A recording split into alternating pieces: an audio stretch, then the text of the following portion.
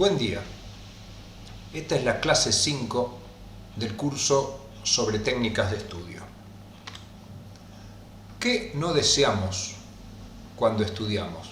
El estudio implica incorporar contenidos y lo que no deseamos es que nuestra mente esté en blanco, de manera que cuando somos interrogados no sabemos qué responder.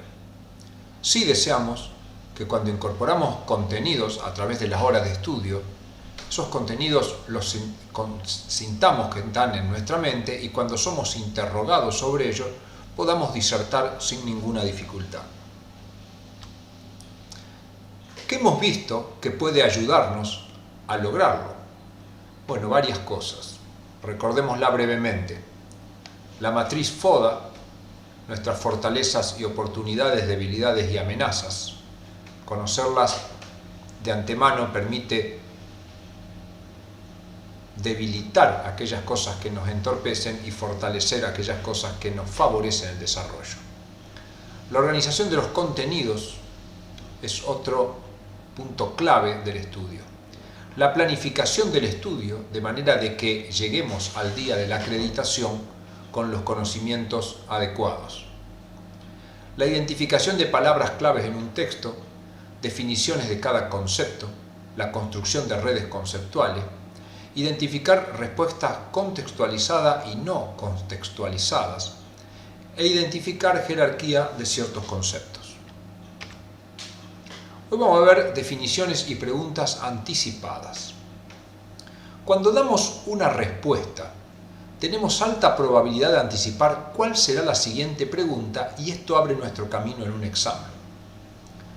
Si la persona que pregunta es razonable y coherente, seguirá como se debe el hilo de la conversación y no preguntará cualquier cosa. De esta manera podemos anticipar la pregunta y eso será de gran ayuda y herramienta importante a la hora de acreditar nuestros conceptos y también en el momento del estudio. Veamos algunos ejemplos. Primero veamos una charla con una persona en la calle. Supongamos que la persona me hace la siguiente pregunta. ¿Me indicaría cómo llegar a la Facultad de Medicina? Yo le respondo, por supuesto. Siga derecho por calle Santa Fe. Siguiendo los números ascendentes, la encontrará sobre su mano derecha.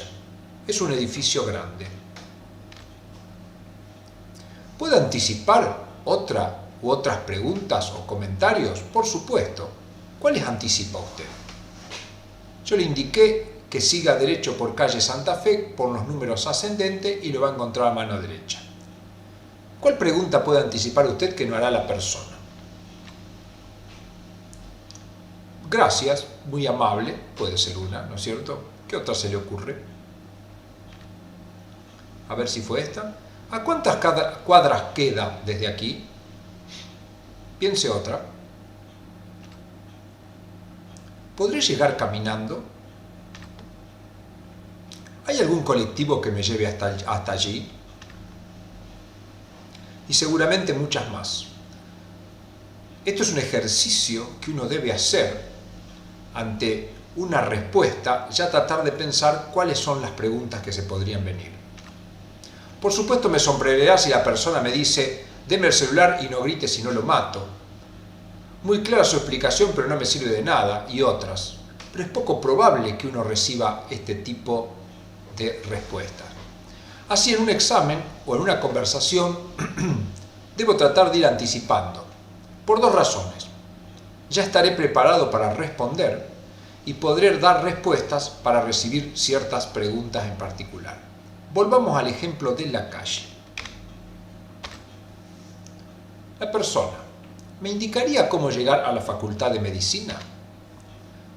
Yo, por supuesto, siga derecho por calle Santa Fe. Yo puedo dar respuestas de acuerdo a si quiero que la conversación termine o continúe.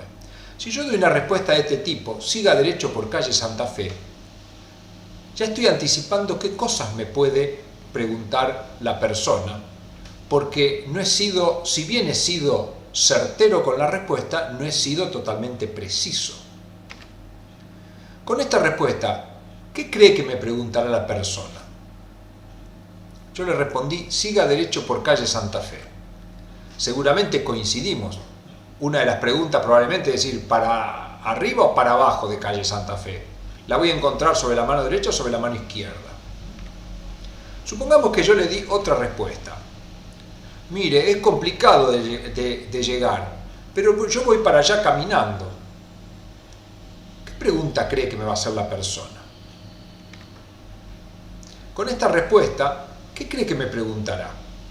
Seguramente coincidimos. Probablemente me pregunte, ¿y lo puedo acompañar caminando?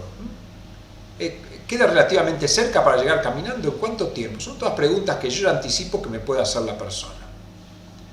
Esto debemos lograr cuando dialogamos sobre ciencia, ya sea mientras estamos estudiando, en una tutoría, en una clase o en un examen. Bueno, manos a la obra. Supongamos que en un examen, ahora estamos en una situación de examen, me han preguntado, ¿qué es una proteína? Ya sé que mi respuesta comenzará así. Como la palabra de la pregunta es proteína y el verbo es el verbo ser, mi respuesta tiene que ser, una proteína es tal cosa. De esta manera, mi respuesta será fácilmente entendible por el profesor y también estoy seguro de que estoy respondiendo lo que me han preguntado. Clave, la palabra que uso y el verbo que uso tienen que ser los mismos. Entonces yo puedo responder, una proteína es un biopolímero de aminoácidos que puede tener función enzimática, estructural, defensa, transporte y contráctil. Por ejemplo, esa es una definición buena. La respuesta fue magnífica. ¿Puedo anticipar pregunta? Piense 10 segundos. Fíjese la respuesta que di. Una proteína es un biopolímero de aminoácidos que puede tener función enzimática, estructural, defensa, transporte y contráctil. Piense en 10 segundos si puede generarse preguntas a partir de su propia respuesta, que fue esta acá. Muy bien, no le di 10 segundos, debería haber hecho algo. A ver si coincidimos. Seguramente las preguntas vendrán por este lado. ¿Qué es un biopolímero? ¿Qué es un aminoácido? ¿Conoce otras funciones? Porque yo hablé de funciones. ¿Qué significa función enzimática? ¿Qué quiere decir que tiene función estructural? ¿Qué quiere decir que participa en función de defensa? Deme un ejemplo de proteína de transporte y deme un ejemplo de contráctil. ¿Dónde encuentra proteínas de contráctiles? Y así me puedo generar miles de preguntas. Esto, cuando yo doy una respuesta, yo acá le di 10 segundos. Lo que vamos a intentar hacer en el desarrollo del curso y con los ejercicios que usted seguirá haciendo es que cuando usted da una respuesta, en menos de un segundo tenga una gran cantidad de preguntas posibles. Es más, a medida que va dando la definición, usted debería ir anticipando cuáles son las preguntas que vendrían. Por supuesto, también podría ser así. La respuesta del profesor podría haber sido, muy bien, pasemos a otro tema. Y chao, todo lo que pensé no me sirve. También podría haber sido esta, ¿no? Muy bien, aprobado, espere que le damos la libreta. Interesante esta respuesta, siempre la más esperada. Pero es muy poco probable que el docente, luego de escuchar nuestra respuesta, nos pregunte ¿cuáles son las leyes de Mendel? Obviamente un docente que me pregunta esto no está metido en el examen. Dígame la parte de una articulación. Probablemente le ha tocado cosas así en un examen, pero no es lo común. En todo caso el profesor dirá, bueno, con la definición estoy satisfecho con tal tema, pasemos a otro tema. Conclusión. Al responder tengo que estar completamente consciente de qué estoy diciendo. O sea, tengo que ir escuchándome las palabras y los verbos que utilizo a la hora de responder. Ir pensando qué pregunta puede generarse a partir de ella. Entrénese. Esto, que es un gran poder a la hora de acreditar contenidos, requiere un entrenamiento. Son pocas las personas que han nacido con esta habilidad. Todos, la mayoría, tenemos que aprenderlo y entrenarnos para que esto cada vez sea más fluido y más efectivo. Entonces acá viene lo más importante. Si yo puedo anticipar las preguntas que me van a hacer, también puedo forzar a que me hagan las preguntas que yo quiero. Veamos un ejemplo. Profesor, pregunta el profesor, ¿qué es la replicación del ADN? Obviamente, el alumno, ¿cómo va a responder? Replicación del ADN es lo que me está preguntando. Con el verbo es, me está pidiendo la definición. Mi respuesta será: la replicación del ADN es tal cosa. Replicación del ADN y el verbo. Supongamos dos respuestas que tendrán seguramente diferente desarrollo futuro. La respuesta 1. La replicación del ADN es un proceso que ocurre en el núcleo de la célula durante la fase S del ciclo celular. Podría dar otra respuesta. La replicación del ADN es un proceso que genera dos moléculas de ADN idénticas a partir de una que se utiliza como molde. Ambas definiciones están bien, pero ambas abren diferentes tipos de puertas a las preguntas que pueden venir. Acá la replicación del ADN es un proceso que ocurre en el núcleo de la célula durante la fase S del ciclo celular. No estoy diciendo nada de cuál es el producto ni cómo ocurre el proceso. Acá estoy centrándome un poco más en cómo ocurre el proceso de una manera breve, pero sin decir cuándo ni dónde. ¿Cuáles le parece que serán las preguntas que seguirán a la respuesta 1? Acertó. ¿Cuál es el resultado o producto de la replicación? ¿Por qué durante la fase S del ciclo celular? ¿Qué es la fase S del ciclo celular? ¿Sabe qué es el ciclo celular? ¿Cuáles son sus fases? Y para la respuesta 2, en la respuesta 2 dimos brevemente en qué consiste el proceso. Se generan dos moléculas idénticas a partir de una como molde. No estamos diciendo ni dónde ni cuándo. Entonces, ¿cuáles calcula que son las preguntas que van a venir si yo hubiera dado esta definición? Piense un segundo. Ya pensó. ¿Dónde ocurre? ¿Cuándo ocurre? ¿Cómo se lleva a cabo? ¿Qué requerimientos tiene? En síntesis, debo escuchar muy bien la pregunta. Si no escucho la pregunta, estoy frito. Debo responder correctamente apoyándome en esa pregunta. Ver claramente qué palabra y qué verbo se utilizó. Debo ir evaluando por dónde seguirá la conversación en función de mi respuesta. Es decir, a medida que voy respondiendo voy utilizando palabras. Sé que las preguntas pueden venir para que profundice esas palabras, o bien puede venir por las cosas que no estoy diciendo en la respuesta. Debo ir anticipando las preguntas y mi respuesta. Debo ir pensando qué debo y qué no debo decir. Obviamente cuando respondo debo decir cosas que manejo muy bien y no debo decir o introducir palabras que no conozco su significado. Reglas.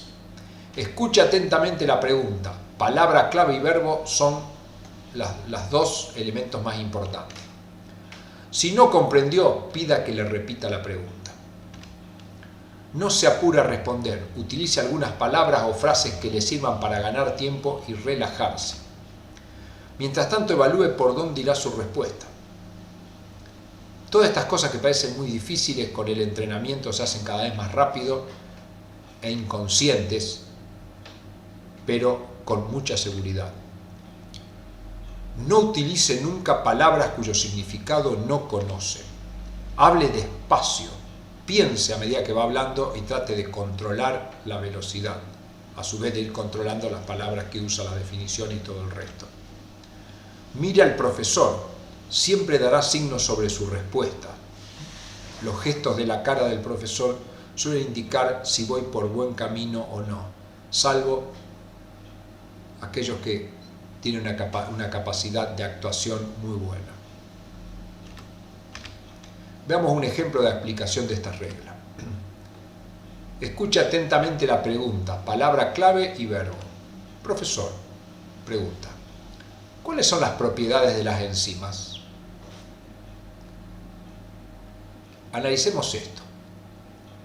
¿Cuáles son. Me está preguntando que diga las propiedades de las enzimas. No que las defina, sino cuáles son.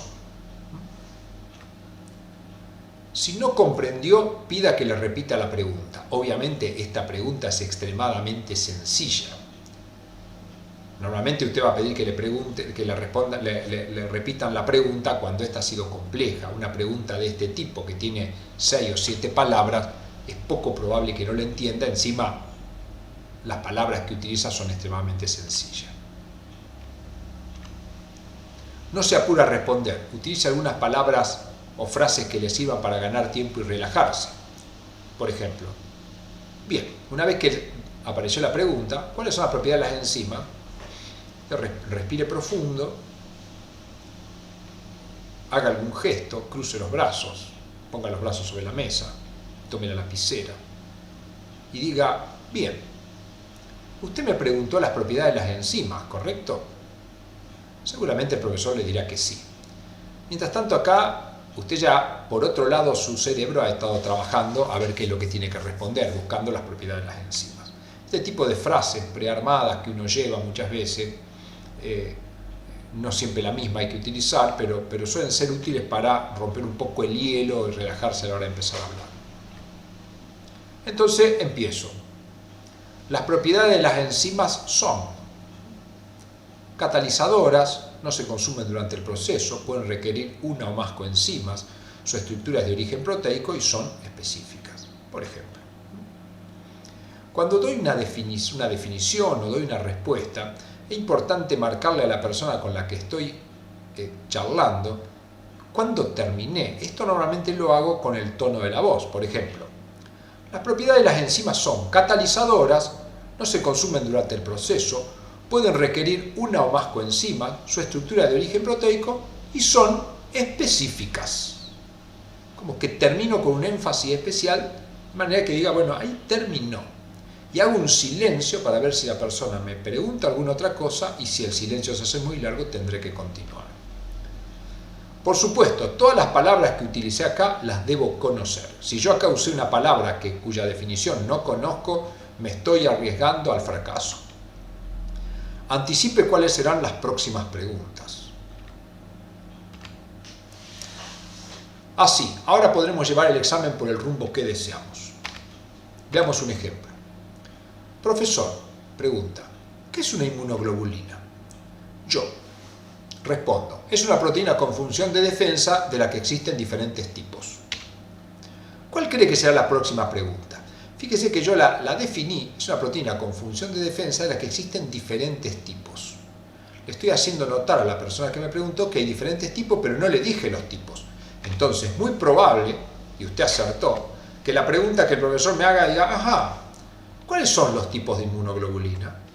Bien, ¿en qué se diferencian los tipos que usted mencionó? ¿Cómo actúan las inmunoglobulinas en los mecanismos de defensa? Entonces, yo al generar una pregunta estoy llevando, si por ejemplo yo conozco los isotipos de inmunoglobulinas muy bien, esta respuesta es espectacular porque es muy probable que la conversación vaya para ese lado. Se llaman respuestas orientadas. Muchas veces deseamos llevar la charla en determinado sentido, un recurso interesante a la hora de acreditar un examen. No tiene nada que ver esto con lo que se conoce habitualmente con guitarrear. Guitarrear es decir cualquier cosa. Acá yo estoy diciendo cosas correctas. Es más, al utilizar este recurso, dispongo de una capacidad que denota un conocimiento profundo del tema y su relación con otros. Si cuando yo respondo de esta manera, el profesor se va a dar cuenta de que no soy ningún tonto y que estoy tratando de llevar el examen, y eso seguramente lo va a valorar porque es un contenido procedimental extremadamente importante. Para ello, una definición o concepto deficiente o con un interrogante imposible de evadir para el interlocutor es de gran valor. Es imprescindible que el interrogante que dejamos planteado pueda ser abordado con máxima seguridad. Obviamente, si yo respondí que las inmunoglobulinas había diferentes tipos y no conozco los tipos, es como que me tiré al pozo de cabeza y encima elegí el más profundo. Veamos algunos ejemplos. ¿Qué es una proteína? Por ejemplo, puedo responder esto. Las proteínas son biomoléculas formadas por aminoácidos que cumplen en las células variadas e importantísimas funciones. ¿Cuál cree que sea la pregunta siguiente? ¿Qué dejé picando en esta definición? Mírenla. Acertó. Veamos otra respuesta. Las proteínas son biopolímeros, al igual que los polisacáridos y los ácidos nucleicos, salvo que en el caso de las proteínas, que es lo que estamos hablando, las unidades estructurales son los aminoácidos. ¿Cuál cree que puede ser una pregunta siguiente? ¿Qué dejé picando en este concepto?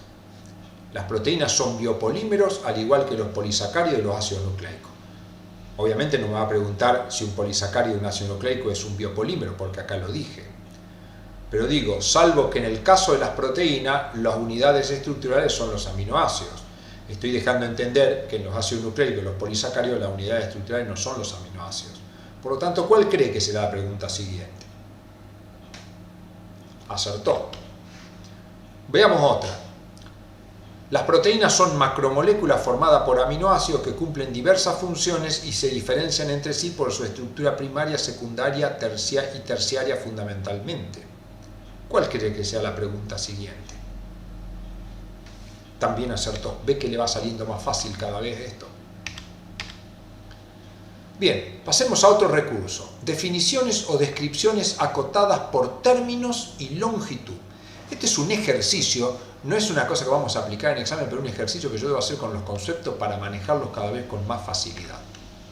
Este mecanismo obliga a búsqueda de expresiones más eficientes, resumen, síntesis o expansión de contenidos. Veamos algunos ejemplos. Por ejemplo, define ácido nucleico sin utilizar la palabra nucleótido. Es decir, tengo que dar una definición, pero en la definición no tiene que aparecer esto. Le estoy poniendo una condición a mi descripción o definición. Describa la estructura de la piel sin utilizar las palabras epidermis, dermis y queratina. Arréglesela, tiene que describir la estructura, pero no tiene que utilizar estos términos. Explique en 30 palabras el proceso de síntesis proteica. 30 palabras, ni más ni menos. Explique en 1 minuto la estructura del tejido óseo. 1 minuto, es decir, 60 segundos. Intente tomar un tema, fíjese un tiempo, ponga el cronómetro y calcule cuánto tiempo le puso, si se quedó corto o si se quedó largo. Esto le irá permitiendo ajustar sus tiempos de respuesta, porque muchas veces damos una respuesta que es extremadamente larga o extremadamente corta. Otro ejemplo, defina con 5 palabras el hueso. 5 palabras, no puedo usar más de 5 palabras para definir un hueso.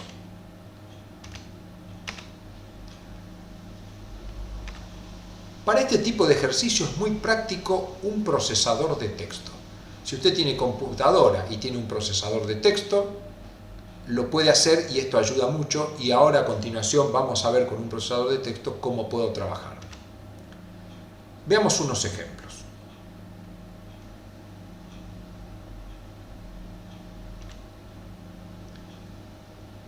Primer ejemplo. Defina gen con 10 palabras, ni más ni menos, solo 10 palabras. Abriremos un procesador de texto cualquiera y allí trabajaremos. Yo le voy a mostrar con el que yo uso, que es el Writer, que funciona en plataforma Linux, pero usted podría usar cualquier procesador de texto, como por ejemplo Word, WordPerfect o lo que sea.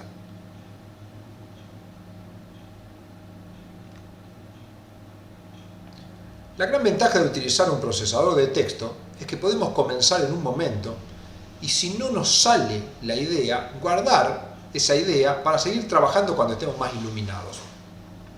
Es más, podemos escribir algo y al día siguiente revisarlo y ver si lo perfeccionamos. Ese trabajo sobre las palabras, que nos hará buscar palabras más claras, mejores expresiones, mejores conectores, son los que me van a ir dando también una mejor capacidad de expresión a la hora que tenga que mostrar qué conocimientos he incorporado. Veamos entonces en la práctica esto. Bien, acá estamos con un procesador de texto. Vamos a ubicarnos. Yo lo que tengo que definir es gen. en 10 palabras. Y voy a considerar que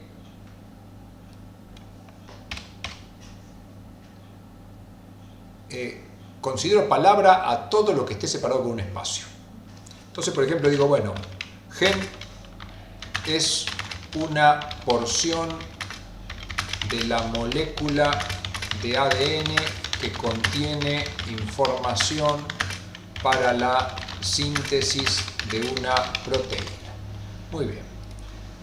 Acá tengo varias formas de trabajar. Una forma, por ejemplo, es marco esto, o directamente, si es lo único que está escrito, voy acá a word count y me dice, bueno, palabras 18. Estoy repasado. Tengo otros recursos. Por ejemplo, yo puedo insertar acá, al principio, un campo que es, por ejemplo, el número de palabras. Insert. Ahí está. Este número de palabras me está contando cuántas palabras tengo yo escrita acá. 1, 2, 3, 4, 5, 6, 7, 8, 9, 10, 11, 12, 13, 14, 15, 16, 17 y 18. En realidad tengo 19. ¿Por qué? Porque también me está contando esta. Entonces, yo ahora puedo empezar a modificar y esto me va a ir contando las palabras. Por supuesto, en este procesador de texto yo debo ir oprimiendo F9, la tecla F9 para que se actualice. Pero sé que tengo acá una menos que lo que me está indicando acá. Entonces yo tengo que llegar a 10. Entonces, gen es una porción, en vez de poner de la molécula del ADN, puedo poner del ADN y oprimo F9, 16. ¿Qué quiere decir? Que tengo 15 palabras. Sigo trabajando. Gen es una porción del ADN que contiene información,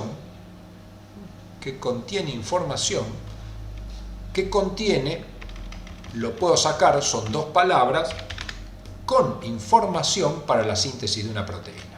Cambié una palabra por 2, oprimo F9, tengo 15. O sea que tengo 14 palabras acá en esta expresión. Tengo que llegar a 10. Gen es una porción del ADN con información para la síntesis de una proteína. Con información, deberíamos achicarlo, gen es una porción, puedo eliminarlo, por ejemplo,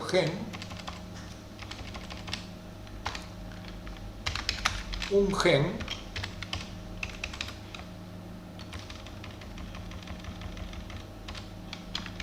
tiene información para la síntesis de una proteína.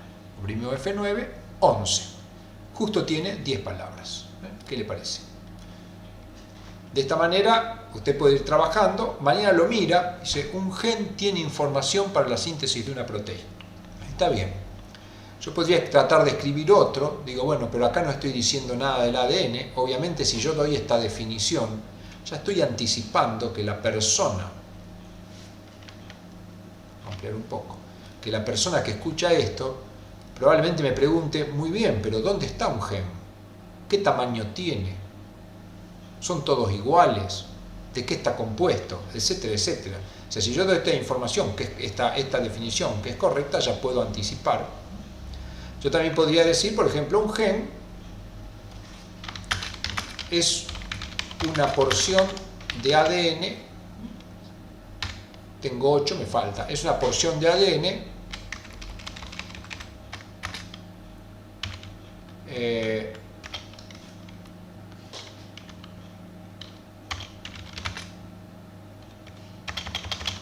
que codifica una proteína.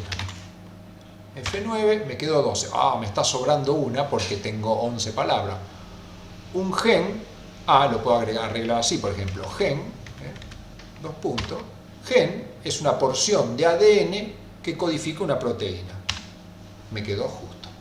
Entonces, de esta manera, usted puede trabajar y es mucho más rápido que ir contando porque ya tiene un contador acá que le va indicando la cantidad de palabras. Siempre acuérdese que el contador se cuenta a sí mismo, por lo tanto, si acá hay 11, quiere decir que esto tiene 10. Bueno, espero que empiece a hacer todo este tipo de ejercicios y ya verá el resultado que le va a dar.